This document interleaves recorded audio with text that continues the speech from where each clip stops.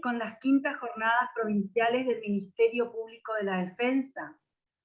Se encuentran presentes la señora Defensora General, doctora Alicia Beatriz Alcalá, y la Defensora General Adjunta, doctora Gisela Natalia Gauna Wirtz. Esta tarde, con la conferencia del doctor Pablo Bacani, quien es doctor en Derecho Penal, defensor público provincial de Buenos Aires, docente de la Universidad de Buenos Aires, y escribió múltiples obras sobre ejecución de la pena, penas ilegales y tiempo de la pena. Escuchamos ahora, para dar apertura, a la Defensora General Adjunta, doctora Gisela Natalia Gauna Wirtz, quien lo presentará. Buenas tardes a todos y todas las colegas. La verdad que soy pésima en hacer las introducciones o las aperturas. Directamente no las sé hacer.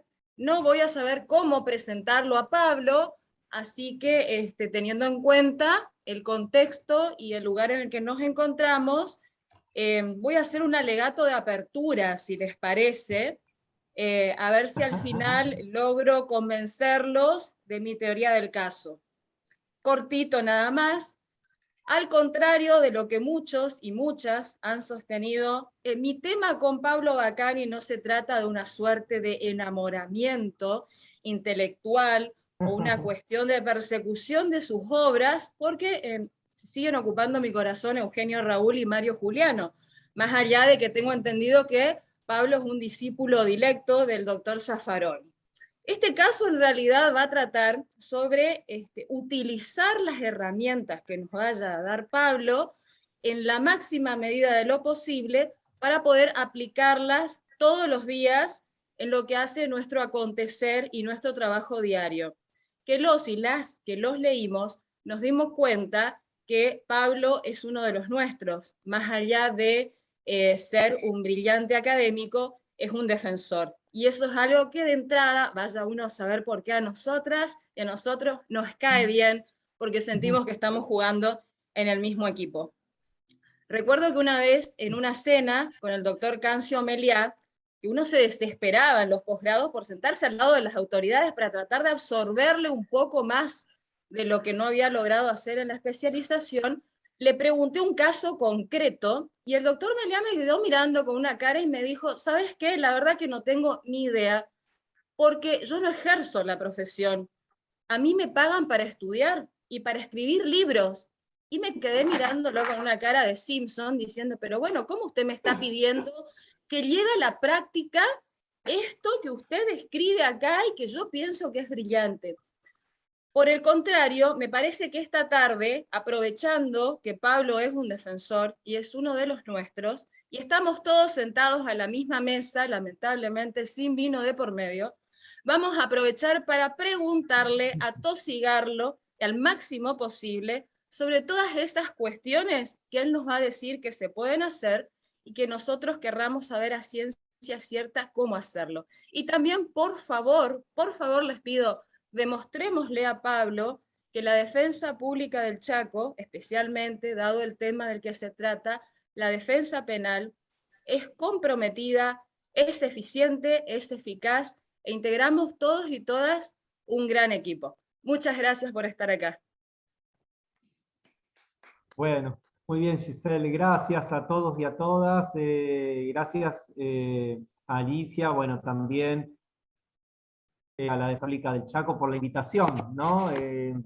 Y como decía también Giselle, un poco en realidad, digamos, un trabajo sobre todo de investigación, pretende un poco armar productos teóricos que tengan que ver estrictamente con la litigación, con la forma de litigación y no productos teóricos abstractos, básicamente porque han surgido, digamos, de las necesidades que vemos en la defensa, sobre las defensas y sobre todo la relación de la defensa penal con el sistema carcelario, ¿no?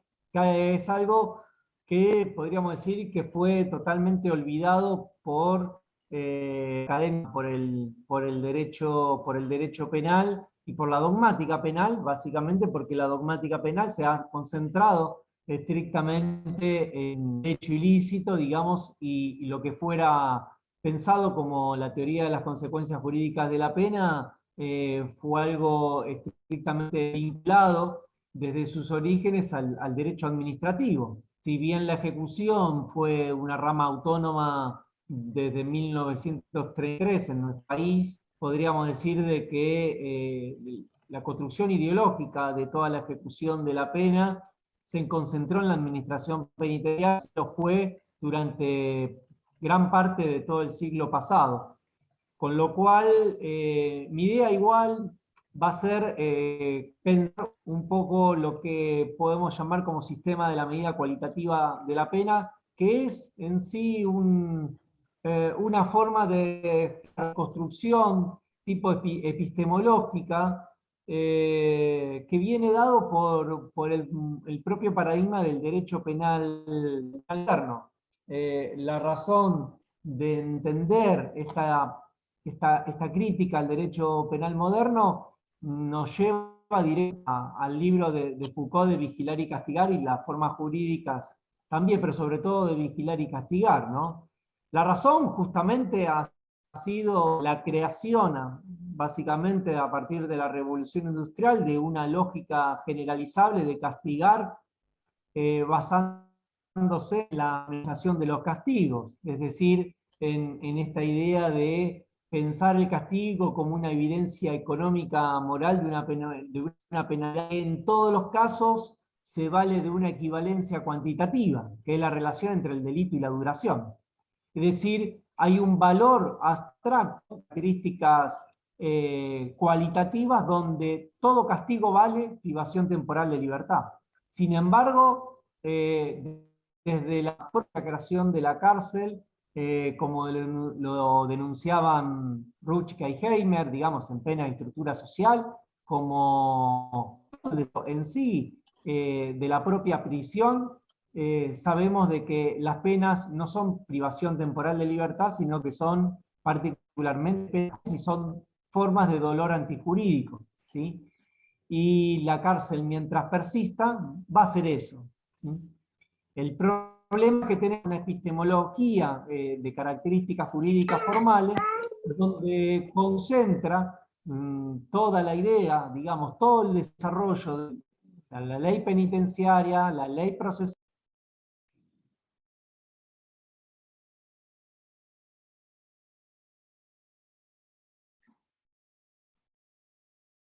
muchísimos ejemplos de esto, pero sobre todo podemos primero partir de la idea de proporcionalidad en sí. Siempre ha sido pensada una idea de proporcionalidad que vincula el delito en función de la tutela del jurídico y el alcance que el castigo podría tener respecto de la lesión a ese bien jurídico como forma de acción punible, pero nunca, digamos, en términos del contexto que tendría en función de esa lesión al bien jurídico, con lo cual nunca se midió la pena en función de su contenido lesivo por las condiciones. Por otro lado, también sucedió lo mismo cuando tenemos que cuantificar la prisión preventiva. Cuando cuantificamos preventiva, se identifica también ese tiempo cronológico de prisión preventiva como si fuese el tiempo cronológico, cualquier tiempo cronológico, el tiempo cronológico como valor unidimensional, que lo que hace es sumar o restar en función de la pena que sea aplicada. Pero ¿qué sucede cuando analizamos las excarcelaciones? Siempre pensamos en la pena en expectativa, eventualmente en función del bien jurídico que esto ha afectado, y en razón de eso, incluso también la proporcionalidad relacionada al caso que eventualmente, si la persona es condenada, cuánto tiempo le restaría para una libertad condicional o una libertad asistida. En estos casos, obviamente, siempre pensando en su otorgamiento, porque las consideraciones de la ley actual, obviamente, ya estamos hablando ni siquiera de progresividad. Y también la progresividad de la pena, es decir, el gran armazón de la progresividad de la pena, que se define justamente como un principio de realización de la reinserción social, también estrictamente va a estar sujeto a este valor de privacidad cualitativamente abstracta, que es la privación temporal de libertad. Es decir, cuando hablamos de progresividad, pensamos en un sujeto paulatinamente en el tiempo, en función de las condiciones del régimen carcelario, tendiente, digamos, a que ese avance paulatina puede implicar, digamos, una restitución en menor restricción de su derecho o de su propia libertad ambulatoria, tratamiento de la pena. Bueno, esto no es así, ¿no? Es decir, lo cierto es que no es así porque verdaderamente la privación temporal de libertad no se restringe exclusivamente a ella, digamos, la pena supone las restricciones de un conjunto de bienes jurídicos que conllevan también la formulación abstracta de derechos fundamentales por parte de la ley. ¿Qué quiero decir con esto? El gran secreto, sí, la ley consagra un conjunto de derechos fundamentales, pero ninguna ley, tanto procesal o penitenciaria, establece qué tipo de consecuencias debe tener la circunstancia de que a la persona, durante el tiempo de cumplimiento de la pena o de la prisión preventiva, se le hubiese lesionado en términos de tratos arbitrarios, ya sea parcial, recurrente o en forma total, se haya generado esa restricción en el conjunto del tiempo que estuviera cumpliendo. Con lo cual, digamos, no hay una forma jurídica, podríamos llamarlo así, como Alberto Mill llama jurídica como garantías sustanciales tendientes a generar un incumplimiento y por lo tanto, en función de ese incumplimiento, digo, una consecuencia jurídica. Eso que plantea concretamente, pero sí, lo que tenemos es un valor fundamental en función del principio que deriva del artículo apartado 6 de la Convención Americana, perdón, 5 apartado 2 de la Convención Americana, que es la prohibición de tratos crueles, inhumanos y degradantes. No solo, digamos, el apartado 2, sino ya el respeto por la integridad física y personal en el apartado 1, incluso la prohibición de la pena a terceros en el apartado 3, y también por otro lado, digamos, la relación de inequivalencia que debería existir entre procesados y condenados a las medidas de coerción, sobre todo, ¿no? Y de las penas. En el último pendaño podemos encontrar la reinserción social. Pero si lo pensamos también, una pauta de trato digno, es decir, no puede haber una reinserción social si no ha existido una previa verificación de trato digno, obviamente también ante un supuesto que incluso pueda tener como variable la ausencia de todo tratamiento penitenciario. Es decir, que en función de este conjunto, lo que tenemos es una gran pregunta que nos tenemos que preguntar en cada caso, formular en cada caso, es decir, ¿cuál es en todo el alcance que tiene la privación temporal de libertad? ¿Sí?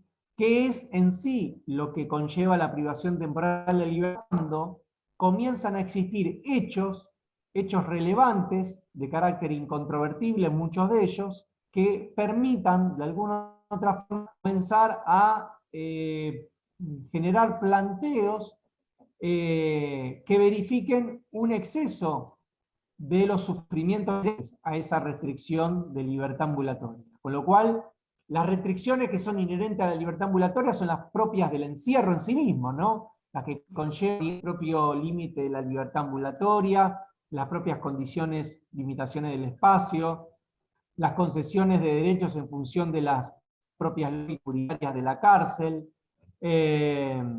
Bueno, ahora, las restricciones justamente que son mayores a esa privación de libertad parten de una pauta objetiva y que tenemos que manejar bastante bien, que son el sistema de principios o de estándar de soft law, digamos, del sistema interamericano. En el caso Verbitsky se planteó como las reglas mínimas para el tratamiento del recluso y que hoy actualmente se denominan regla Mandela. Es decir que tenemos estándares objetivos que permitan identificar en primer lugar de qué manera ese trato mínimo, ¿sí? Que están reglas, no están de alguna otra manera garantizados en función del alcance que la privación temporal de libertad haya tenido como mayor restricción frente a ese bien jurídico. De modo que sobre esta pauta objetiva necesitamos que trabajar sobre otra, que es la de características subjetivas, y que tiene que ver exclusivamente con el nivel de intensidad, el carácter vivencial del tiempo. Y cuando hablamos del carácter vivencial del tiempo, hablamos de factores fundamentales en el agenciamiento que el defensor público tiene que tener con la libertad y sobre todo en cómo comenzar a trabajar en construcción de relatos, de qué forma esa persona, ¿sí?, vivencialmente está sufriendo en mayor grado de intensidad que el permitido esas condiciones carcelarias. Con lo cual, lo que veo de esta forma es que sin construcción de relato, sin narración de los hechos, sin identificación de los hechos como incontrovertibles y sin las ciencias que nosotros mismos hagamos de las pautas objetivas a partir de las cuales puedan verificar la pregunta de que la privación temporal de libertad haya superado el mismo que la ley establece, obviamente vamos siempre a mirar con un ojo miope y vamos a identificar a todos los casos como privación de libertad. Pero también, digamos, a esta cuestión de características bien metodológicas, le tengo que agregar el conocimiento sobre la forma en que se castiga, es decir, el manejo de la información que tengamos que hacer en relación a la información ya existente respecto de la unidad penal en la cual la persona se encuentra, ya es muy importante, porque a partir de ahí puedo manejar las variables de gobernabilidad que justamente pueda tener esa cárcel en particular. Digamos, de un análisis más global, y sobre todo habiendo trabajado sobre el sistema penitenciario bonaerense, uno podría plantear 3 categorías de violencia de características ilegales que definen justamente las reglas de gobernabilidad en una cárcel neoliberal, sobre todo en una cárcel ya estrictamente disciplinaria como podría existir hace 30 o 40 años. A ver, me pongo un parte aquí, ¿no? Es decir, uno puede identificar en la historia argentina 3 modalidades en razón, digamos, de las caracterizaciones que los métodos punitivos han tenido en la conformación de los sistemas carcelarios.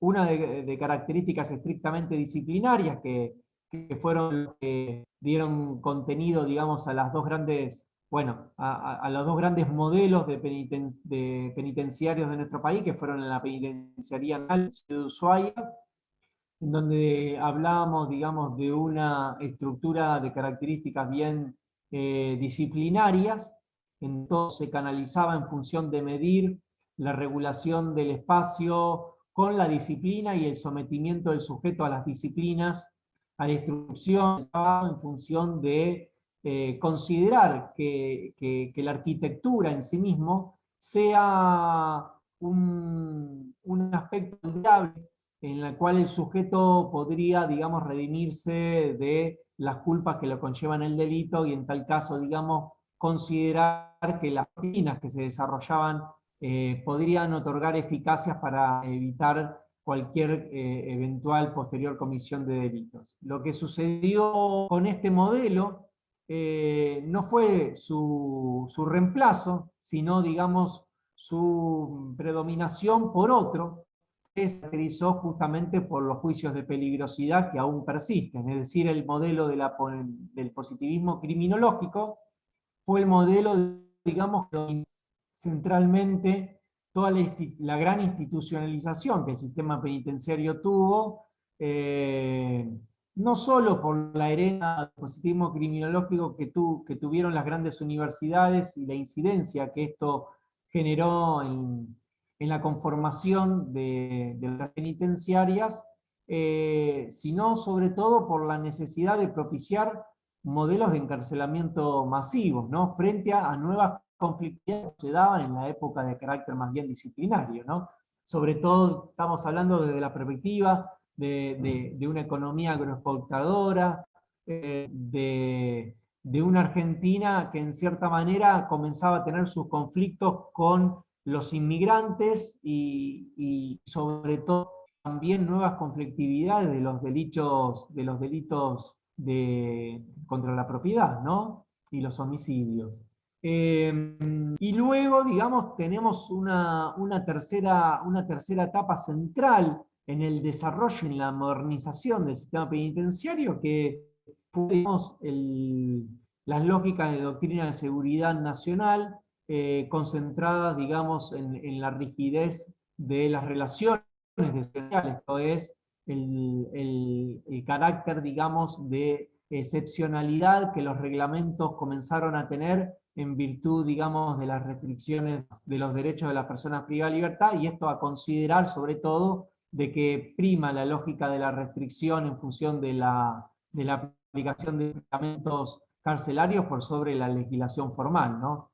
Bueno, uno podría decir que después de los casos Desi y Arenas, de la Corte Suprema de Justicia de la Nación, y Arenas, obviamente comenzó a existir una variable, un poco de aire fresco a través de la concepción de la judicialización. Pero como le digo, la judicialización en sí mismo se pautó en base, digamos, a la propia regulación que la ley hace de la privación temporal de libertad, con lo cual esto no generó cambios, sobre todo porque implicó que las condiciones carcelarias siempre fueran algo susceptible, digamos, de discusión, es decir, que nunca tuvieran incidencia en el caso concreto. Cuando me estoy refiriendo al caso concreto, me estoy refiriendo estrictamente a la cuantificación penal, al grano duro de la cuantificación penal y a la modificación del régimen de progresividad por el incumplimiento en la posición de garante. Con lo cual, si hay entienden, ciertamente es no solo que la pena no es privación temporal de libertad, sino que la cuantificación penal debe abarcar todo el control judicial de la pena. Eso debe ser estrictamente algo que se limite en función de la sentencia, sino que, siendo la sentencia una propia garantía de legalidad, no puede una pena desvirtuarse en función de la medida penal que le impone. Con lo cual, si sabemos que se desvirtúan por las condiciones carcelarias, el gran tema entonces es cómo generar, digamos, un filtro mensurable, ¿sí? Un filtro mensurable de la pena ilícita en virtud de una consideración, podríamos decir, como pauta que ya la Corte Interamericana de Derechos Humanos San Carlos Galo vino a plantear qué es esto, digamos, de cuantificar como medida de mayor valor aquella pena que fuese susceptible de un trato más gravoso, como trato cruel, inhumano y degradante. Con lo cual, lo que yo partir un poco con ustedes es cómo pensar, sobre todo, las consecuencias jurídicas de trabajar, el cuantificar el trato arbitrario, cómo trabajar con los hechos y con la forma de individualización y sobre todo establecer diferencias en las ideas de determinación y reparación, que son dos, sobre todo de cuantificación o compensación, podríamos llamarlo así, que son dos nociones un poco que suelen confundirse. Hasta acá, algo que quieran preguntarme, algo que quieran decir, ¿estamos bien? Gisela. Gisela, habilita tu micrófono. Sí, contarle nomás a Paulo con respecto a estas herramientas para contarle la experiencia, algunas de las de acá, y que espero que los demás y las demás defensoras también puedan contarle llegado el caso. Esto de la litigación, de la parte de la ejecución de la pena, nosotros reiniciamos hace poco, algo que teníamos parado por el tema de la pandemia, los monitoreos y visitas presenciales a todos los establecimientos de detención, de las que se dejan constancia. Hace poco también intervino la defensa en un habeas corpus colectivo en un módulo del complejo penitenciario 2 de Saspeña, donde se hicieron denuncias gravísimas con respecto a abusos de internos que venían padeciendo esa situación por aproximadamente 3 meses en un pacto de silencio terrible, y hoy tenemos el dato de que hay por lo menos 10 internos abusados sexualmente, y otros tantos cuya tranquilidad espiritual y psicológica se vio alterada por todas estas prácticas que el servicio penitenciario no solamente fomentó, sino que consintió. Y eso de poder enterarnos de estas situaciones que exceden lo que a veces normalizamos, porque a veces normalizamos penas ilícitas porque decimos, bueno, total, siempre es así, siempre están apilados, siempre no tienen agua, siempre no tienen baño. Eso creo que nos permitió el contacto permanente con nuestros defendidos. Pero volviendo al punto, creo que estos monitoreos constantes que vamos a hacer, que estamos comenzando a hacer, son una herramienta valiosa para comenzar a litigar este tema. Y hoy, por ejemplo, que tuvimos en la Alcaldía de Resistencia una reunión, lo llevamos al juez de ejecución, la defensa, con el Consejo Correccional, hicimos una audiencia con todos los delegados y entre todos nos pusimos a buscar las formas para mejorar esos puntos que no están bien trabajados en la ejecución. Y a la vuelta me comentaba Celeste, una de las defensoras, de por qué tenemos que esperar el dictamen de los fiscales.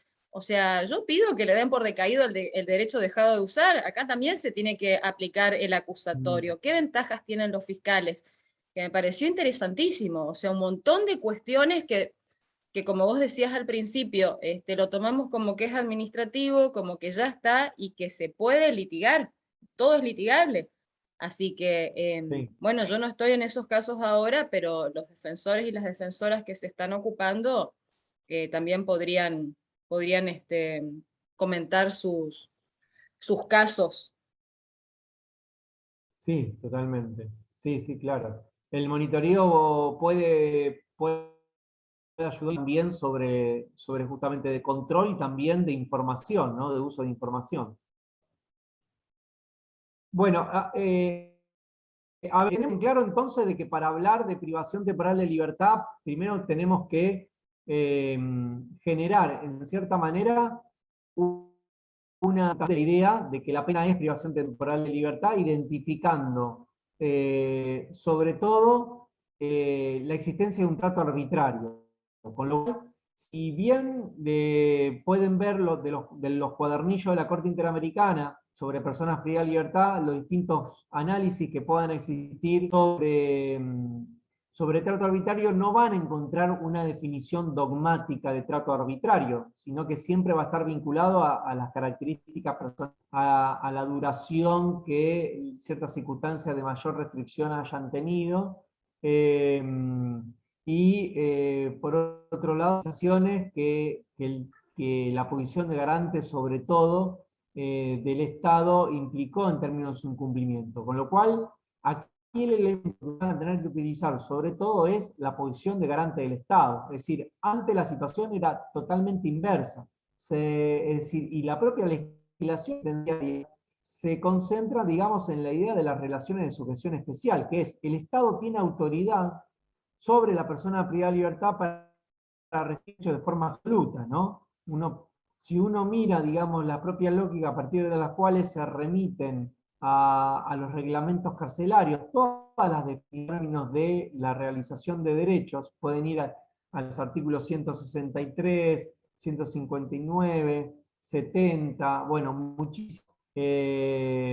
Van a ver de que, si bien la ley como principio establece los derechos, luego al momento de regular su realización de los mismos y la forma en que deben llevarse a cabo, remite a los reglamentos, y en los reglamentos es donde se concentran justamente todas las restricciones. Con lo cual, digamos, los fallos que les cité, Desi y Arena, son dos fallos muy importantes para analizar, digamos, cuándo el Estado puede restringir derechos y bajo. En primer lugar, las pautas se las menciona, es decir, debe haber siempre una necesidad absoluta, es decir, no pueden imponerse restricciones permanentes, sino que el Estado debe analizar en cada circunstancia en particular, siempre que se definiesen circunstancias de carácter objetivo, que permitan justamente fundar, en cierta forma, es decir, bajo presupuestos verificables, que una determinada situación pone en peligro la seguridad del establecimiento o la rebelión de terceros o el peligro de terceras personas y de otros detenidos. Con lo cual empezar esa pauta, es decir, la legislación ni las reglamentaciones pueden generar, digamos, una restricción de carácter absoluto. En segundo lugar, si hay una restricción a un derecho fundamental que debe generarse, ¿sí? Esa restricción siempre debe ser en función del cumplimiento de una finalidad específica. Es decir, debe haber una relación entre el medio que restringe, digamos, y la finalidad en función de ese medio. Con lo cual, muchas veces puede ser de que el medio carece de razonabilidad para llegar a la finalidad que se pretende, con lo cual, obviamente, allí tenemos una situación. Por ejemplo, sucede mucho con la reinserción social, cuando se habla de restringir un derecho en función de la relación social. Sucedió en un caso bastante interesante de la Corte Suprema de Justicia de la Nación, que también se lo recomiendo, es el caso Méndez Daniel, del 1 de noviembre de 2011. Bueno, ahí la Corte también claramente establece de que la reinserción social no puede ser utilizada, ponerse, digamos, en cabeza del propio beneficiario para justamente generar una política propia del Estado, ¿no? Pero en caso, digamos, de que exista una restricción y que sea una restricción de carácter razonable, también, digamos, esa restricción no puede necesariamente conllevar derechos, siempre y cuando existan otros medios de carácter alternativo, ¿sí? Que puedan permitir cumplir la finalidad que se requiere para el caso concreto, ¿sí? Y aún así, digamos, una restricción siempre debe estar bajo el supuesto del control judicial. Esto por un lado, digamos, ¿no? Cuando hablamos de restricciones de derechos, sobre todo sobre cuestiones reglamentarias y para el análisis y las pautas que deben hacerse al momento de analizar las restricciones que existen. Por ejemplo, le estoy hablando de los casos de aislamiento. Vemos que se aplican un conjunto grande de aislamientos sin que sean derivaciones de sanciones disciplinarias. Con lo cual, como pauta principal debe derivarse de una sanción disciplinaria. No puede haber sanciones de aislamiento que sean, digamos, por decisiones de la autoridad y de carácter permanente.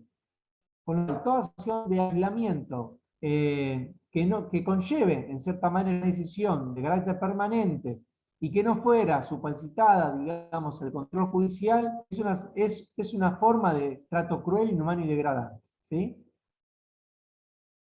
Pero así, digamos, me estoy refiriendo a cualquier otras restricciones, como las restricciones de visitas, como las formas de requisa, ¿sí? Todo el sistema de derechos. Ahora, tengo otras condiciones que van a generar tratos arbitrarios en función de las condiciones carcelarias en sí. Con lo cual, a partir de aquí, tengo varias, o por lo menos dos variables muy importantes, ¿sí?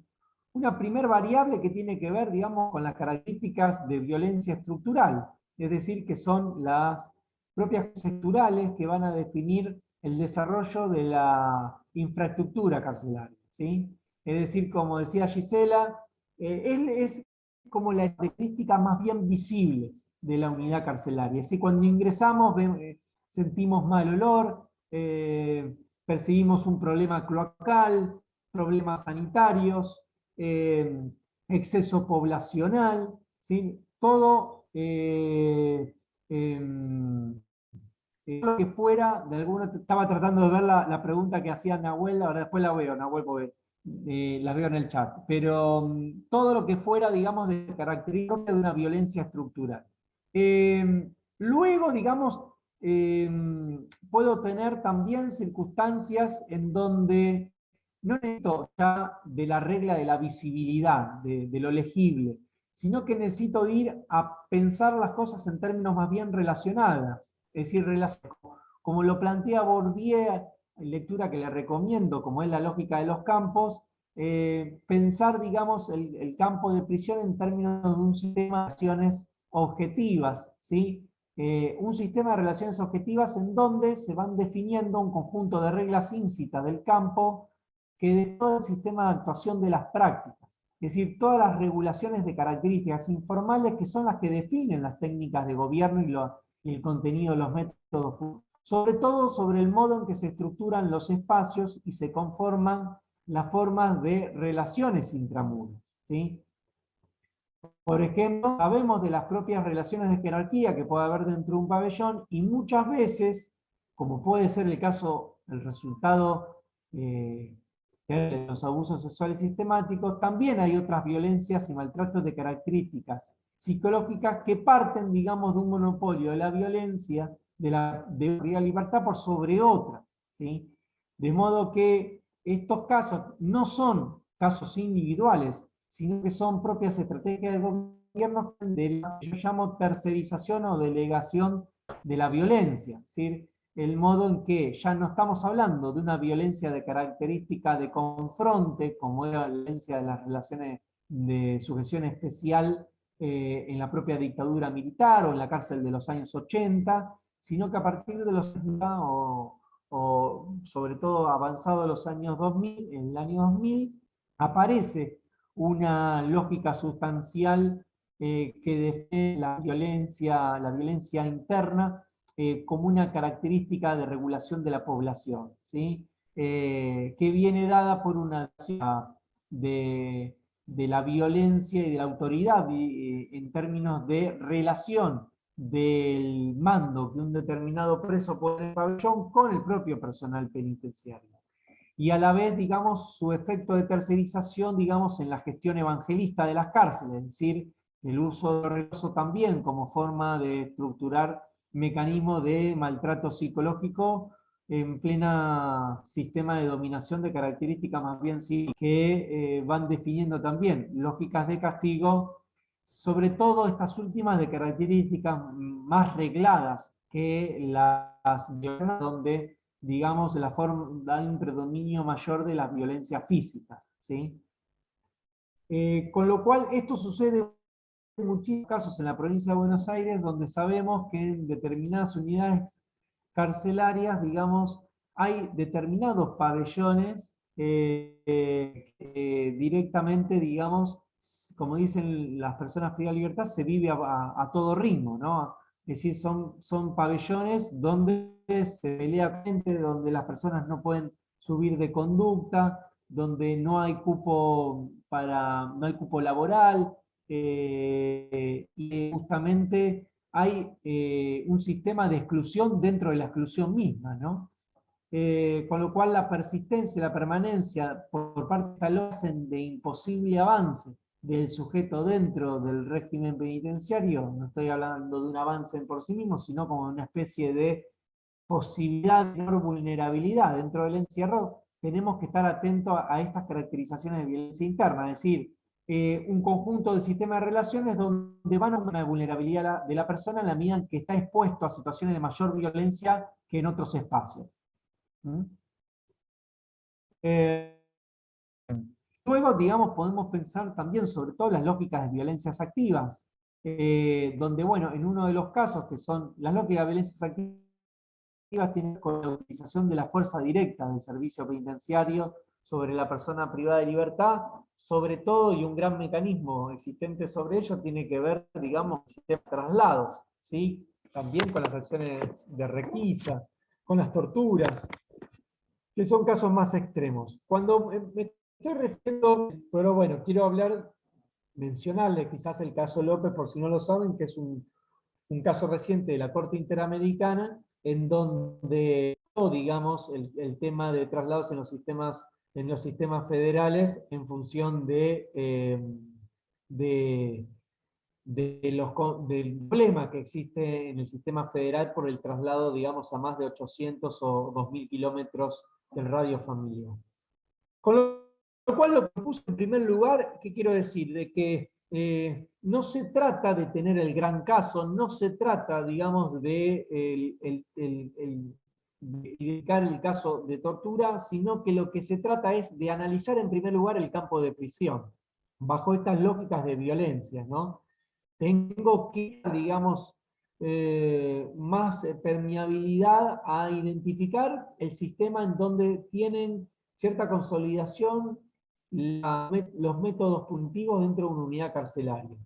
Ahora, si bien uno podría pensar de que en base a estas lógicas nos van a dar reglamento, son las tres características de violencia que mencioné, la violencia interna, la estructural y la activa, sí necesariamente tengo que trabajar sobre prueba. No puedo, sino pensar en los estándares probatorios que me permitan a mí utilizar el manejo de información que tenga, justamente ir a una audiencia y llevarle como caso, digamos, un caso concreto de una pena que se desvirtuó como privación temporal y como tal conlleva un trato arbitrario que de permanecer allí la persona requiere, digamos, de una reparación mensurable y como tal, digamos, puedo plantear no solamente la mayor cuantificación del castigo o de la pena que se imponga, sino también incluso un reemplazo, digamos, del encierro carcelario por otro dispositivo tratamental extramuro, ¿no?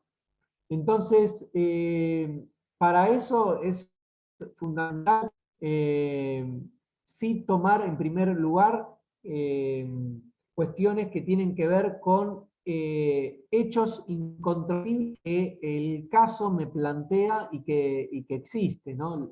El carácter, lo que podemos llamar sobre hechos incontrovertibles son hechos que están acreditados por sí mismos, hechos que tengo en sí, digamos, cierta evidencia física, podría hacer que la persona fuera trasladado en el transcurso de 2 meses, 4 veces, ¿sí? O el hecho de que estuviese en una celda de aislamiento que tiene determinadas características y que la persona bajo esas características estuvo tanta cantidad. La posición de garante del Estado que en función de un habeas corpus colectivo anterior, habiendo transcurrido 8 meses, incumple con ese habeas corpus. Entonces, digo, estos datos de características objetivas permiten en primer lugar pensar estratégicamente qué hechos de carácter incontrovertible tengo que tener, ¿sí? Esto es una primera herramienta que es justamente van a identificar la matriz del caso, es decir, la cantidad de hechos, a mayor cantidad de hechos, más fuerza persuatoria va a tener, digamos, el caso que voy a plantear. También, sobre todo, y uno me parece que es fundamental, identificar las características que la persona, en términos físicos incluso, la persona tenía antes de ingresar al servicio penitenciario, luego, ¿sí? Para justamente trabajar en base a hechos de qué modo el Estado colocó a la persona en una mayor movilidad desde su ingreso a prisión. Por ejemplo, el hecho de que la persona no tuviese patologías y comienza a tenerlas, ¿sí? O que la persona ingresa con una patología y durante su tránsito en prisión, digamos, comienza a tener una mayor afección misma.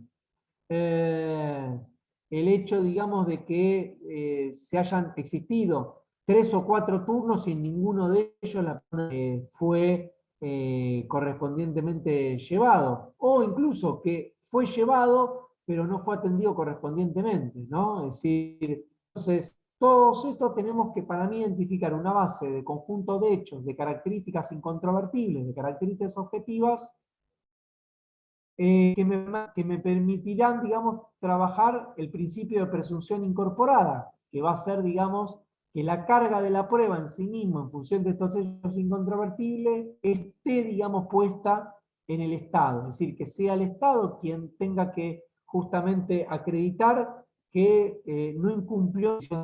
Eso es lo que la Corte Europea denomina presunción incorporada. No obstante, esa presunción, entiendo yo, no puede quitarnos el carácter de mejor efectividad o eficacia que puedan tener los planteos, con lo cual entiendo yo de que si trabajamos más fuerza persuatoria va a tener nuestro caso. ¿Mm? Con lo cual, a partir de allí, necesariamente tengo que trabajar sobre hechos incontrovertibles, afianzar una adecuada narración del caso e incluso trabajar sobre prueba. Digo, las mismas caracterizaciones que prueba tiene en el juicio de conocimiento las tiene que tener acá, y muchísimos más en este contexto. Si bien la prueba testimonial podríamos decir que es más deficitaria, porque obviamente muchos detenidos van a tener temor de ser considerados, digamos, buchones o del servicio penitenciario. Lo cierto es que sí tengo elementos de características periciales muy importantes, con lo cual tengo que trabajar bastante bien probatoriamente el uso de las pericias. En primer lugar, y el uso de la pericia me lleva necesariamente a denunciar inmediatamente, con lo cual me parece que lo que es importante es no concentrar el gran caso en una determinada etapa procesal, sino que el caso planteado en forma secuencial y progresiva, es decir, de forma permanente. Por más que, digamos, en la primera instancia tener un rechazo, siempre, digamos, puedo ir acumulando a los hechos que denuncié nuevos hechos, porque de alguna otra forma, si bien siempre o muchas veces vemos de que existen casos en donde un hecho de trato arbitrario se van acumulando otros hechos de trato arbitrario, lo cierto es que va persistiendo y se van acumulando estos hechos en el tiempo. Y esto es importante porque no solo voy a trabajar con una categoría de tiempo de prisión de característica vivencial, incorporando justa dimensión cualitativa, sino justamente también romper esta lógica de que el tiempo es meramente cronológico para el proceso, ¿no? Una vez que yo tenga este conjunto de hechos que los pueda identificar, tengo que trabajar y de esta manera tenga prueba, ¿sí?, de características incontrovertibles, digo, por ejemplo, sobre todo la prueba médica pericial, pueda perito psicóloga que me pueda acreditar la circunstancia de maltrato psicológico o la mayor vulnerabilidad del sujeto en ese estado, pueda tener necesariamente una comunicación con la persona e ir a poder mostrar, graficar a través de una foto, a través de cualquier medio gráfico que pueda tener, sobre todo una foto, o un informe con la actuaria, con el secretario, y ver las características de ese lugar, ¿sí? Con lo cual a esto necesito sobre todo construir una narración. Y necesariamente esa construcción de la narración del caso implica sobre todo pensar una herramienta fundamental que la defensa pública debe tener, es el agenciamiento en la comunicación con la persona privada de libertad. Es decir, abrir los canales de comunicación con la persona privada de libertad en todo momento, ¿no? Con lo cual entiendo yo que, si no sé la situación del Chaco, pero la importancia de tener comunicación fluida y de trabajar el uso del relato propio de la persona privada, que es la que más conoce de esta circunstancia, entiendo que es construir ese relato, construir esa narración, es decir, trabajar en la oralidad, digamos, una metodología de storytelling, ¿no?, que permita sobre todo plantearle esa teoría de caso a nivel, digamos, del planteo de una pena ilícita en toda etapa. Ahora vamos a analizar los distintos momentos, pero que son en parte todos. Con lo cual, construir una cartografía de la unidad penitenciaria en sí misma a partir de la información disponible que se tenga, ya sea monitoreo, ya sea informes previos, ya sea habeas corpus. Analizar, digamos, las ineficacias de las medidas anteriores adoptadas, identificar patrones de diferenciación y de maltrato sistemático que pudo tener como variables cualitativos más gravosos respecto del modo en que ingresó y el modo en que se encuentra, incluso también en base a características de formas objetivas, que es la preexistencia de una enfermedad y su agudización, o la inexistencia de una enfermedad y el haber contraído otra, la ausencia de intervenciones no solamente correctivas en ese tiempo, sino incluso los efectos adversos que medidas que anteriormente pedimos no solo no se cumplieron, sino que medidas de carácter liberatoria que no se concedieron frente a las peticiones que formularon generaron consecuencia mayores efectos en la persona privada de libertad por sobre los peligros procesales. Con lo cual, digamos, tengo que trabajar bajo esta idea y romper esta lógica de la equivalencia, ¿sí? Es decir, la equivalencia de que ahora sí que tengo ya 2 años y medio de prisión, tiene que estar la persona. Romper esta idea de equivalencia entre el peligro procesal con el tiempo de prisión, sino generar una inequivalencia en términos no cuantitativos, sino cualitativos.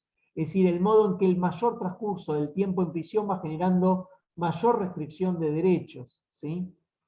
Para eso, el fallo Borellina de la Corte y el voto de Zaffaroni, cuando ya habla directamente, digamos, de analizar los actos crueles, inhumanos y degradantes. No solamente los que existieron, sino que en caso de permanecer la persona allí, existe un peligro de que ese trato arbitrario pueda ser muchísimo, muchísimo mayor, ¿no? Con lo cual, todo este conjunto, y también plantear las fuentes de peligro no controlados o ni susceptibles de evitación cierta que va a tener la unidad carcelaria sobre determinados sectores, del deber de prevención de riesgos, ¿sí? Nos conlleva, digamos, a un cúmulo de información sustancial que tenemos que concentrar y definir concretamente en función del tipo de consecuencia jurídica que vamos a plantear en el caso concreto, que no puede ser una, que pueden ser varias, que ahora vamos a analizar. Quiero ir a algunas preguntas, no sé si por acá hay alguna pregunta, si soy claro, si hay algo que no entienden. Voy rápido.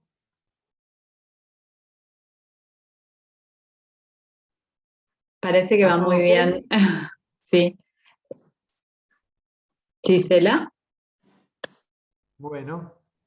En realidad, creo que la doctora Argarate estaba queriendo hacer una pregunta y como soy medio miope, no entiendo qué es lo que dice, así que Estefanía, si andás por ahí, podés hacer la pregunta. Hola, buenas tardes a todas y todos. Bueno, muchas gracias, Pablo, por estar presente en estas jornadas. Bueno, te quería consultar específicamente en esto que nos estás contando, lo que tiene que ver un poco con las consecuencias que trajo aparejada la pandemia. Vos referías esto de la reclusión dentro de la reclusión, el encierro dentro del encierro. Hemos intentado con varios de mis colegas tratar de compensar, si se quiere, de alguna manera, estas situaciones que han vivido nuestros asistidos, tanto condenados como preventivos, en cuanto a justamente no poder tener salidas médicas, educativas, recibir visitas, tener que contentarse simplemente con algunos llamados telefónicos.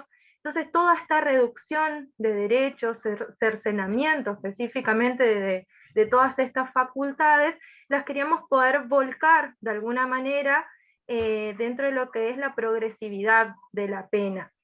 En este caso particular que te estoy contando, lo intentamos dentro del Instituto de la Recompensa, del artículo 105 de la 24660, como una especie, si se quiere, de analogía con el estímulo educativo, diciendo, bueno, estas personas han tolerado este cercenamiento al que hacemos referencia, pero de alguna manera esperar esta recompensa, este avance, justamente porque no tuvimos levantamientos, motines, quejas en ese sentido, inclusive vivenciaron situaciones como no poder gozar de patio, haciendo aislamientos colectivos, comunitarios, no podían jugar al fútbol dentro del mismo pabellón, digo.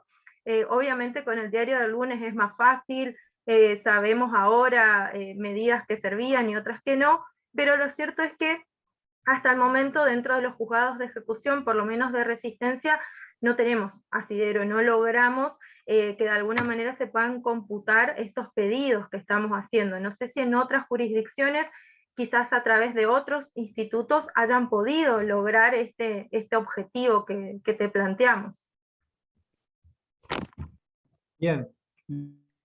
Lo que voy a hacer va a ser lo siguiente, es decir, vamos a verlo ahora un poco el tema de cómo hacer los pedidos, ¿sí? De mi postura y de la postura que tengo de cómo hacer los pedidos y de cómo ir planteando pedido en términos de control de convencionalidad.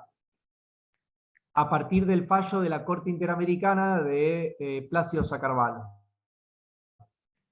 Es decir, que eso me parece fundamental. Pero me comprometo a enviarle a Gisela por mail 2 fallos últimos, que de hecho no he leído de forma exhaustiva, pero que son muy importantes. Uno es, si no me equivoco, de antes de ayer, de Marla, que en el cómputo del artículo 24, un caso como el que explicando de violación sistemática de otros presos, generaron un descuento en la prisión preventiva en el cómputo del artículo 24 que permitió la libertad de la persona.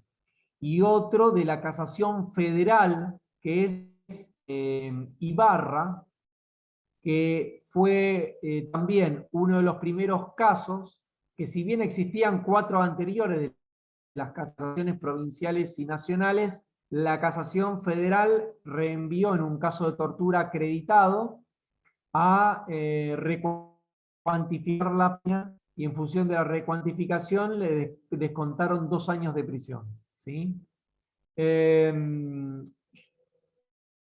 El análisis de los casos, ahora vamos a ir acá más o menos a algunos de ellos. Hay un montón de herramientas que nos permitan trabajar. Lo que quiero es que ustedes, yo le voy a mandar a Gisela los distintos casos que hay y que analícenlos y vean que todos dicen cosas de que acá, como no hay una dogmática, no, digamos, si bien yo trato de plantear una forma dogmática que permita traducir prudencia, porque debería haber uno pretende desde la doctrina de la academia, digamos, propiciar herramientas que generen cierta consolidación sistemática, y para eso necesitas tener un orden clasificatorio, teórico. Lo cierto es que cada sentencia se puede sacar un montón de cosas porque argumentan cuestiones diferentes. Y eso es lo rico de lo que está pasando, es decir, están las decisiones bastante interesantes y de los organismos más superiores que están ya planteando recuantificación. Igualmente, quiero ir con esto, que el uso del artículo 140 me parece apropiado como de lege ferenda, pero también, digamos, no podemos omitir la ley 23070. La ley 23070 fue la ley, digamos, vigente a partir de, si no me equivoco, septiembre de 1984, en donde se consideró, se presumió, porque se presumió per se, no era susceptible de prueba, de que toda persona privada de libertad desde el 24 de marzo de 1976 al 10 de diciembre de 1983 debería tener un cómputo privilegiado, porque consideraba que condiciones de encierros eran mucho más lesivas de las existentes en las que la debieran existir en un régimen democrático, ¿no? A partir de ahí distinguió el 2x1 para presos políticos y el 3x2 para presos sociales. Con lo cual ahí también, digamos, la aplicación in bonam parte en que se haga de la ley 23070 también es fundamental. Igual el argumento no es otro que constitucional, Estefanía. Es decir, el argumento es que el Estado es garante, y al incumplir con su posición de garante, si se afecta a un principio constitucional, necesariamente eso conlleva a una determinada consecuencia jurídica. El Estado está obligado, digamos, a generar una jurídica de ese incumplimiento de un principio. El gran problema que tenemos justamente es cómo podemos analizar de la Corte Interamericana para plantearles de qué manera debe realizarse el control de convencionalidad. Es decir, el control de convencionalidad de interpretación. Y es una guía de interpretación obligatoria que el juez debe hacer. Es decir, no puede omitir un fallo de la Corte Interamericana, sino que a la vez, en tal caso, en caso que lo omita, debería en todo sentido dar una explicación razonable de por qué no lo hace.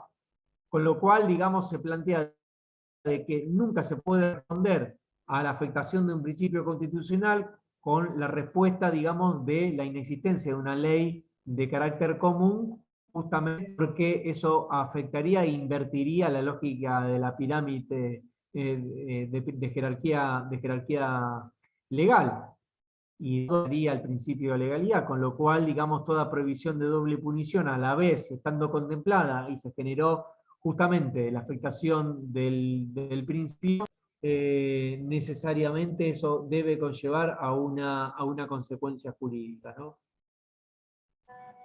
Con lo cual, digamos, la pregunta es esta, es decir, ¿cómo generar la consecuencia jurídica que la ley no plantea como tal, que la ley ordinaria no plantea total? ¿No es la cuestión? Bueno, para mí, en cierta manera, tengo dos cuestiones. En primer lugar, primero, si vamos a la dogmática penal, uno entiende de que la penal es una herramienta de análisis que particularmente existe un dominio casi absoluto donde todos podemos recurrir a cualquier libro de dogmática penal para analizar la circunstancia de un caso y generar consecuencias jurídicas. Digo, con lo cual, en ese sentido, me parece de que no necesita de una legislación ordinaria, sino que tenemos la ley constitucional, ¿no? Pero, sobre todo, digamos, sí ahora tenemos un fallo de la Corte Interamericana, que la fuerza del fallo de la Corte Interamericana fue considerar, digamos, que la superposición en un nivel que lo excede mayor al 120%, es una pauta objetiva de cuantificación de una pena ilícita. Con lo cual, a partir de ahí, lo que está planteando, en cierta manera, es que todo trato arbitrario que conlleve una pena ilícita, es decir, que conlleve sufrimiento antijurídico de dolor, es decir, mayor que el inherente a la privación temporal de libertad, debe ser objeto de cálculo razonable de cuantificación. Es decir, lo que reitero, toda pena que le impone a la persona un sufrimiento antijurídico mayor que el inherente a la libertad ambulatoria, debe ser un cálculo razonable de cuantificación. Esto implica un monto punitivo ilícito comparable de parte del tiempo de pena sufrida de forma antijurídica. ¿Sí? Es decir, que habla de cuantificación bajo la característica de compensación penal, de compensación mensurable. Esta doctrina que surge de la Corte Interamericana necesariamente debe conllevar a un control de convencionalidad respecto del artículo 9 de la Ley de Ejecución Penal o de las que le siguen, digamos que es la prohibición de trato cruel, inhumano y degradante.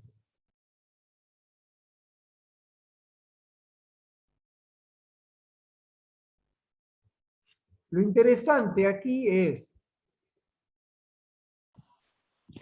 es decir, ¿puede ser que toda la pena ilícita susceptible sea reducible de un cálculo razonable? Es decir, ¿qué hay para que pensar de qué tipo de cálculo razonable tenemos que hacer?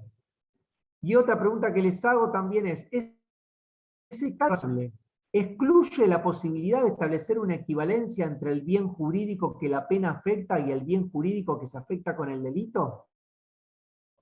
¿Por qué una violación sistemática, digamos, en prisión como pena ilícita puede valer 1 año y no 6 años? O 8 años, perdón, como un trato o como un abuso sexual gravemente ultrajante en el mínimo legal. ¿Sí? Es decir, el cálculo no sería razonable, ¿no? Tendríamos que pensar. Y de alguna otra manera, la Corte lo que sí considera es que no toda información valorable sobre las caracterizaciones de una pena ilícita sería susceptible de un cálculo razonable en el marco de la cuantificación. Porque en Plácido solamente toma una para cuantificar 2 por 1, que es la superpoblación. La superpoblación del 200%. Ahora, si tengo una superpoblación del 200%, pero en el marco de esa superpoblación la persona se contagió, digamos, HIV, se contagió de tuberculosis, fue ultrajada por otros penitenciarios o internos, entonces, ¿qué? ¿Me debo someter solamente al cálculo razonable de la superpoblación?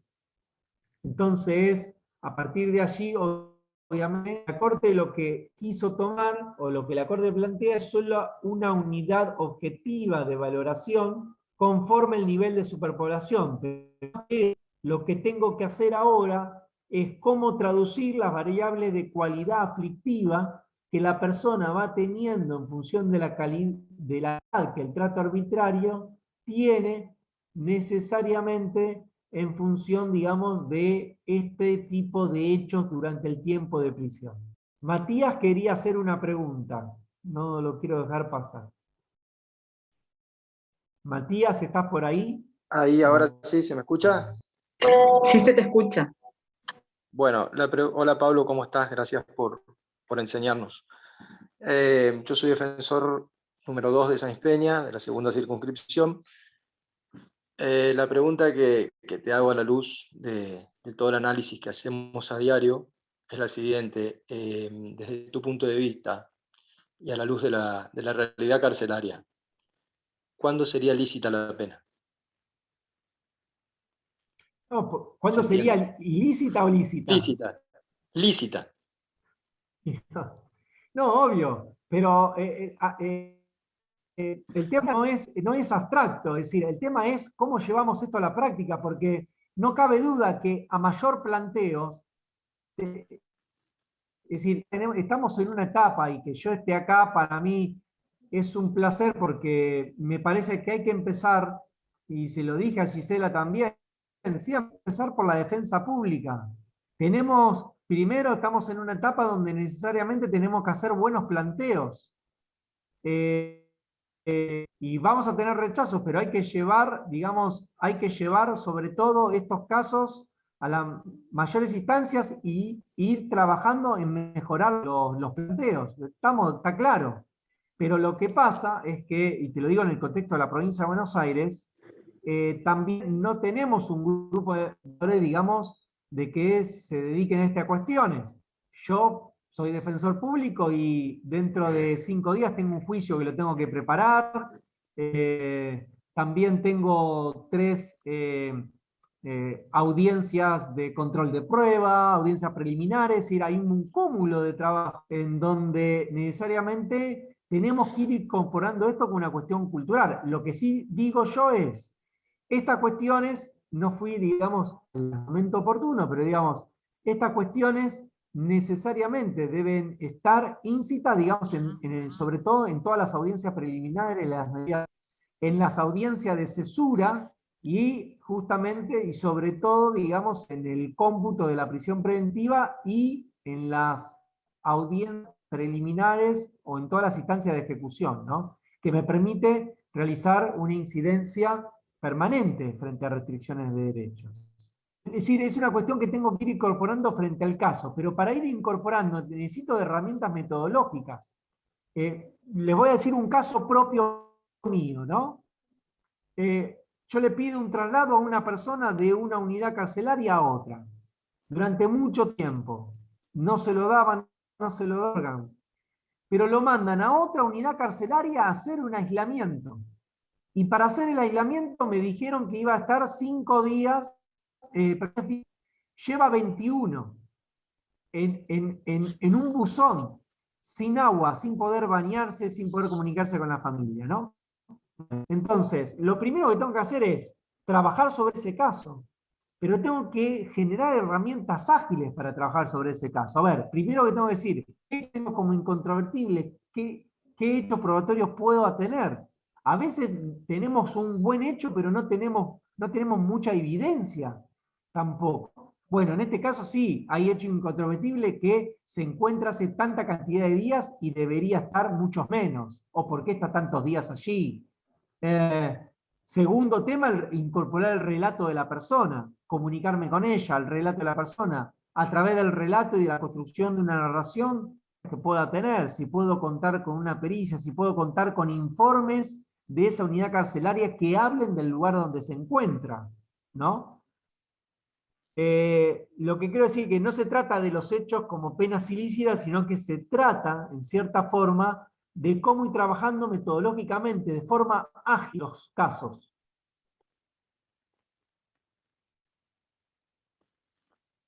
Romina y Nahuel. Hola, buenas tardes a todas y a todos. No sé si se me escucha porque estoy con el... Sí, Romina, sí. Sí, yo soy abogada, yo no soy defensora, me escabullí en esta hermosa reunión y le agradezco a Nahuel que me haya invitado. Yo trabajo en la Secretaría de Derechos Humanos y Géneros y nosotros tenemos una guardia de derechos humanos las 24 horas del día, donde estamos en constante comunicación con las personas privadas de libertad. Y sobre todo estos hechos que vos nombrabas, bueno, son hechos que a nosotros nos llegan cotidianamente. Yo trato de realizar informes con todos los datos, digamos, duros, certeros, que recibo directamente de las personas privadas de libertad y por suerte poder remitir a la defensa pública y que ellos tomen el caso y las medidas adecuadas, digamos.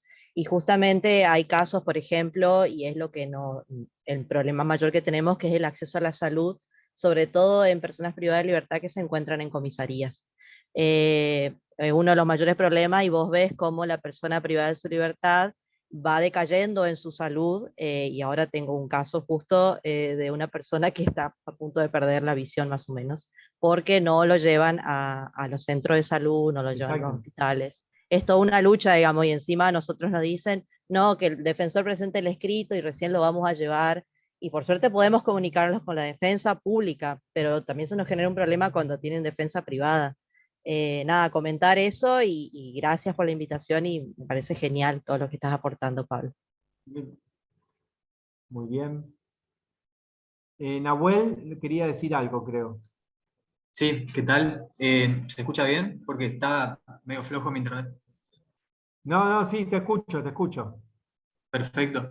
Se me planteaba una primera cuestión que te había preguntado con respecto a las metodologías para la construcción de las variables para poder después presentarla en el caso, que me respondiste, pero al mismo tiempo se abría otra pregunta que era con respecto a los instrumentos para recolectar esos datos, que justamente estábamos hablando con Romina sobre este registro que lleva la Secretaría. Me parece súper útil porque es un registro cronológico y con hechos concretos, que quizás la defensa pueda llegar a utilizarlos en algunos casos.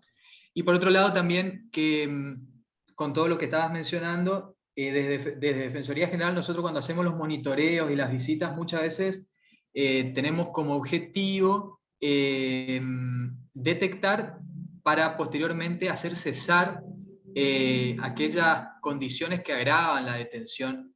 Y es un proceder totalmente distinto, me parece, a la idea de litigar una pena ilícita o buscar una pena ilícita. Yo no sé si estoy equivocado, pero me parece que son dos cuestiones distintas. Es como que estamos muy acostumbrados a realizar ese procedimiento de monitoreo en la búsqueda de elementos y posteriormente tratar de que eso cese lo más rápido posible, y no construimos como estos datos y en el tiempo, digamos, que nos permitan ir hacia una construcción de un caso, digamos. Bien.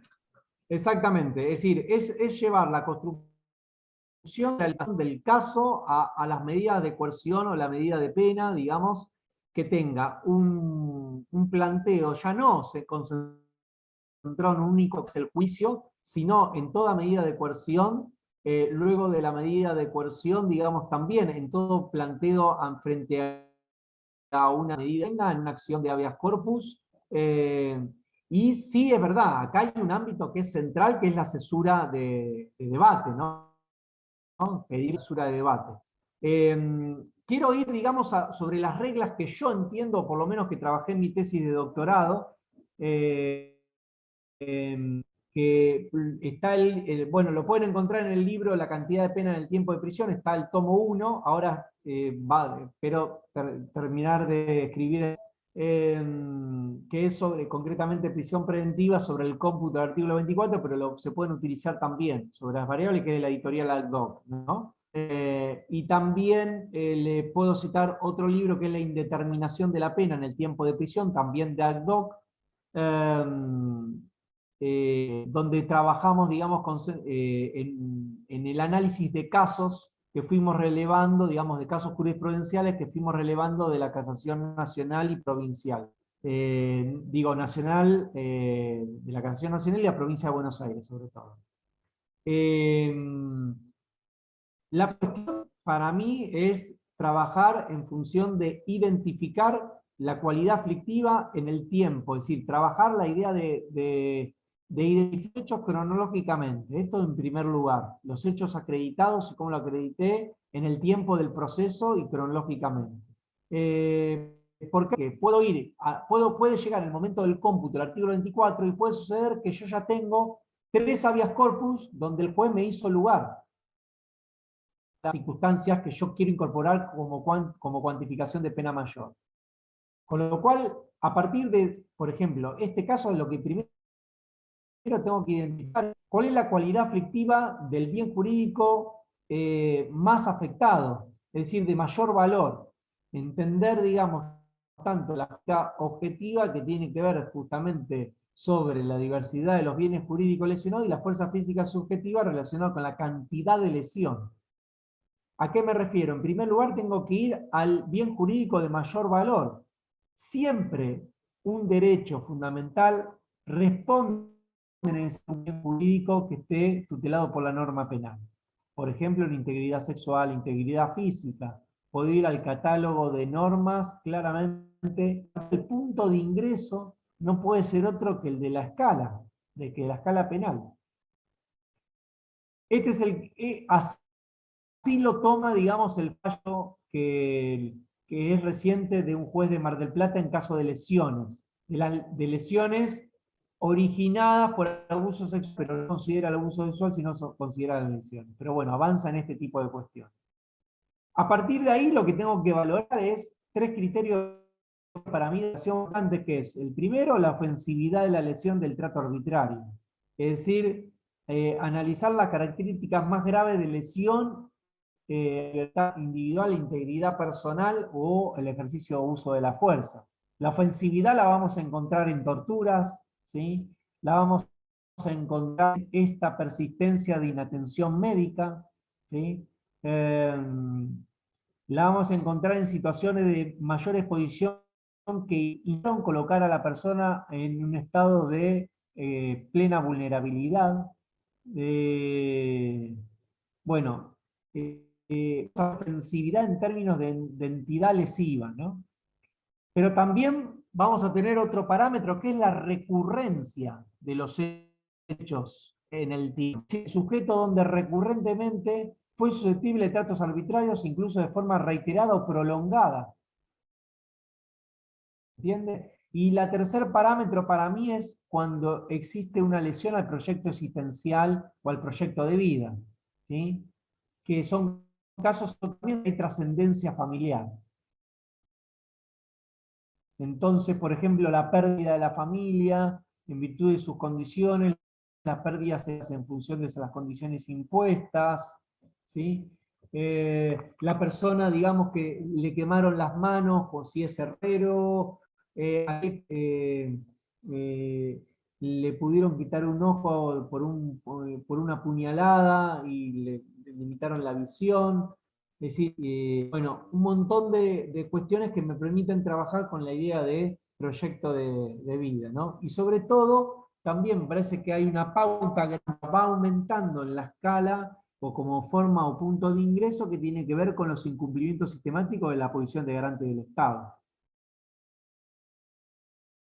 Entonces, lo que yo sostengo es que la compensación mensurable sí debe ser en el orden de la cuantificación, no de la reparación in integrum, que la reparación in integrum lo que hace justamente es generar efectos que no es la cuantificación de la pena ilícita, sino de la reparación por la situación violatoria lesiva de derechos, y esa reparación no hace la cuantificación, sino justamente, por ejemplo, el otorgamiento de la libertad, ¿sí? Es decir, no considera que es inmutable la idea de medida como de libertad, de la medida penal, cuando la medida penal necesariamente puede conllevar, en términos no solamente cuantitativos, sino cualitativos, una solución de una pena más gravosa, ¿no?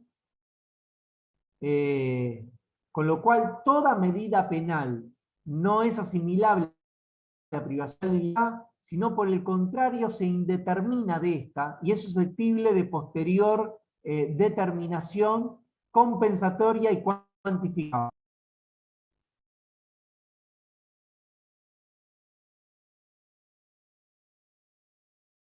Entonces, utilizar las pautas del artículo 41, por supuesto que las puedo utilizar. Puedo trabajar sobre las circunstancias o características de los hechos en el tiempo, ya por la extensión del daño, valorar la aflicción psicológica, la valoración de la vida anterior o posterior.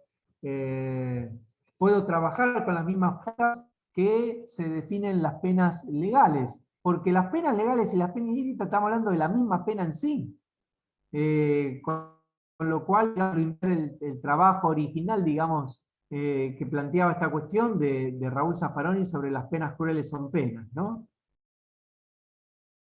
Entonces, ingreso por el bien jurídico más lesivo, más lesionado, y luego aumento a mi ingreso por los hechos que tenga acreditado en función de otros bienes jurídicos que han sido lesionados, lo tengo acreditado, digamos, de carácter incontrovertible por hecho, por prueba, digamos, estos tratos arbitrarios.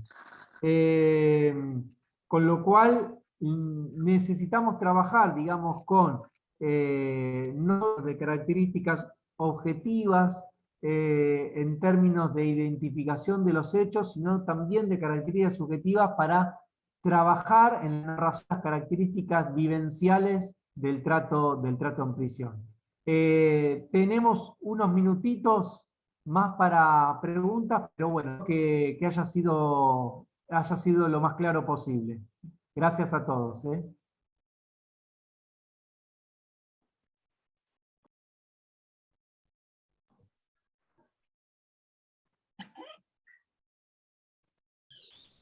La doctora Padovan quiere hacer...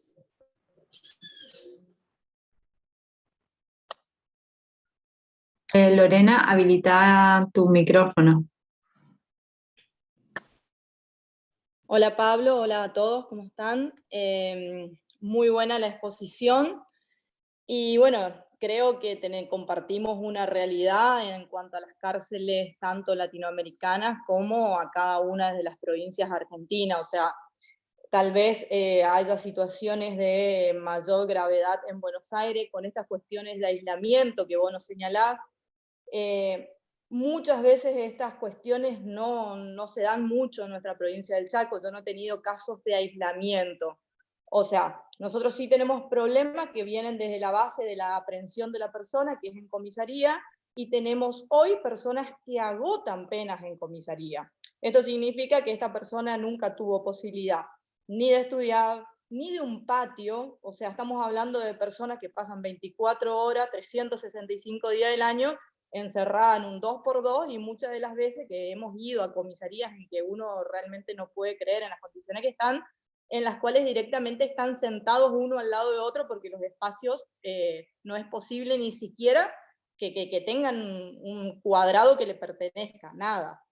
Esto en comisaría significa que no hay agua, en el frío agua caliente no existe, obviamente, en el verano chaqueño las temperaturas nuestras son terribles, y como lo vengo sosteniendo, o sea, además cuando llegamos a juicio, nos encontramos que como no fueron sometidos a la progresividad de la pena y todo este tiempo que estuvieron en comisaría no se llevan el informe del consejo, esto agrava aún más después cuando empezamos a solicitar las salidas transitorias o la libertad condicional o la libertad asistida, porque resulta que el argumento, aún cuando el Estado es responsable, lo cierto es que el Estado tiene la capacidad de dividir poder legislativo, poder ejecutivo y poder judicial. El poder judicial siempre es responsabilidad del Ejecutivo. Es el Ejecutivo que no crea cárceles, que los tiene en la comisaría, que no les hace los informes del Consejo Correccional, que por eso no tienen agua. O sea, en definitiva,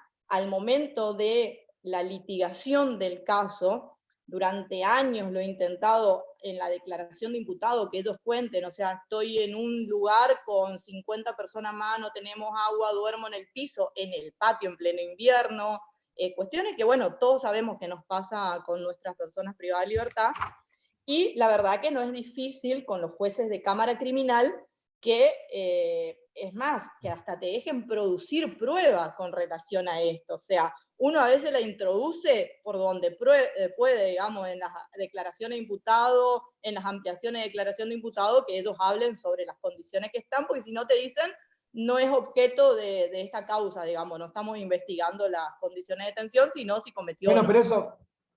Sí, si tenés algo para aportar es buenísimo, porque es un argumento... No, todo, no, importante. Sí. No, creo que hay que romper, digamos, bueno, a ver, son dos cosas, Lorena, vos sabemos, es decir, son dos cosas diferentes. Una cosa es cómo romper una cultura judicial, que es algo que es bastante más complicado, pero sabemos de que hay avances sustanciales en la materia. En primer lugar, digamos, ahí me parece de que hay que ir armada en la estrategia, romper el molde y ir armada la estrategia del caso, cómo lo planteamos, desde dónde lo planteamos. Yo creo que lo que tenemos que avanzar más que nada es en cómo construir el planteo del caso. Al tal de que si no te dejan a vos exponer el caso y te dicen esto no es tal cosa, tenés que dejar sentado de que no te están dejando exponer. Eso afecta al derecho de defensa. Nadie puede imponerte a vos cómo presentar el caso y qué peticionar, porque eso hace el derecho de defensa, ¿no? Claro. Entonces, la tenemos que estrategia ir con siempre de los jueces no es prueba pertinente ni útil a la causa. No, digamos, bueno, pero que los pongan, casa... perfecto, que los pongan, bueno, por eso, bueno, que pongan, pero es un derecho, bueno, está bien, pero eso es un derecho arbitrario en cierta manera, tengo que jugar un poco con el ahí. Digamos, tengo que ir bien trabajado el caso, me parece. Exacto. ¿Puedo aportar algo ahí? Bueno, sí. Lore, ¿puedo aportar algo? Sí, Matías, ¿no es cierto? Sí. En relación a lo que vos decís, nosotros trabajamos de esta manera. Nosotros pedimos el REAP, bueno, vos lo sabés, constantemente. Lo pedimos generalmente y por cuestiones de estrategia, sobre todo en las personas que se les dicta prisión preventiva y la están cumpliendo en comisaría. Obviamente que nunca llevan adelante el REAP, a partir de la imposibilidad que esto genera. La estrategia es muy casera, pero bueno, es lo que tenemos nosotros. Nosotros esperamos que se termine la cuestión del caso, llegamos a la ejecución, y yo espero el momento oportuno, que es el momento en el que comienza la ejecución de la pena, y aporto como prueba mi presentación oportuna del REAP y el incumplimiento. Bien. Nosotros estamos trabajando así en ejecución, y planteamos la ilicitud de la pena a partir de la privación de la posibilidad del REAP. Daniela, que es la secretaria de ejecución, creo que están en la reunión. Nosotros lo tenemos planteado, no recuerdo si ya salió un fallo o el juez estaba por resolver algo en relación a este tema, sí ya corrió vista por incumplimiento de los deberes de funcionario público de quienes no cumplieron con el REAP. Pero bueno, no es nuestra meta procesar a todos los sujetos que intervienen en el sistema penal, sino más bien lograr que se compense el tiempo de imposibilidad de llevar adelante el régimen anticipado en la ejecución de la pena puntual ya en ejecución. No sé si se entiende, si Sí, Pablo entendió o sea, cómo lo trabajamos nosotros. Es como la estrategia que uno Sí. tiene, que yo siempre por eso creo que lo mejor que hay es cuando el mismo defensor está en la investigación y en cámara y en el juicio. A veces la ejecución de la pena puede ser otro defensor, pero sí creo que lo ideal es cuando uno tiene la estrategia del momento cero, Igual, de que tuviste la entrevista con tu exactamente, defendido, y entonces exactamente. sí, bueno, Sí, desde acá está en la comisaría quinta, donde yo sé que hay 70 personas privadas de libertad. exactamente.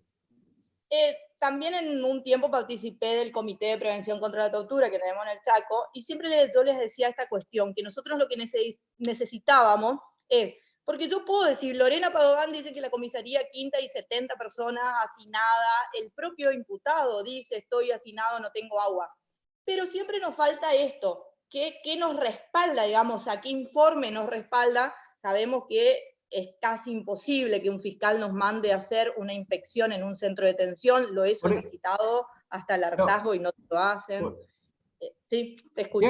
¿Puedo hacer a ver, digamos, dos cuestiones que quiero remarcar? En primer lugar, yo considero que los plasteos deben hacerse del inicio del proceso y en particular instancias centrales que a mi entender son fundamentales, que tienen que ver, más allá de la ejecución, que la ejecución en sí no implicaría la necesidad de una revisión, un incidente de revisión de pena, planteándolo como incidente de revisión de pena. Para mí hay dos instancias fundamentales, que es el cómputo de la prisión preventiva 24 y el trabajo del caso en la cesura de juicio, ¿no?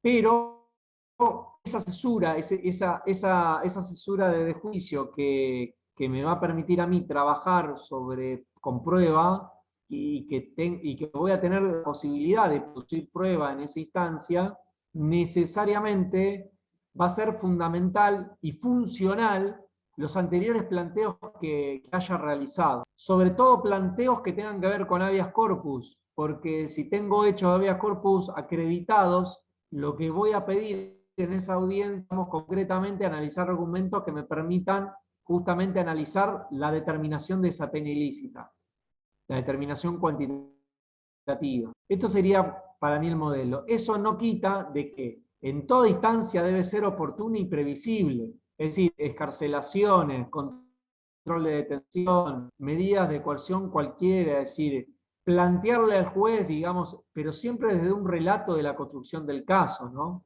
Entonces, tengo que ir incorporándolo como una pauta de percepción en cada uno de los casos, creo yo. Y trabajar sobre información, y esto que iba a decir también, se trabaja con información de los jueces o juezas que van a la cárcel y que producen informes también mucho mejor. En la provincia de Buenos Aires, por ejemplo, jueces que deniegan libertades permanentemente, pero que van a las cárceles y dicen, qué barbaridad, en qué estado están las cárceles, ¿no? Digo, estoy hablando de la totalidad de los jueces, no casi la totalidad. La totalidad de los jueces, los informes son una barbaridad las cárceles que hay, miren en qué estado están estas pobres personas, pero luego le exigen la observancia de los reglamentos claros, ¿no? Entonces, bueno, es esquizofrénico todo. Hay que trabajar sobre esa esquizofrenia y trabajar sobre las propias contradicciones, utilizando los informes de los jueces también, ¿no?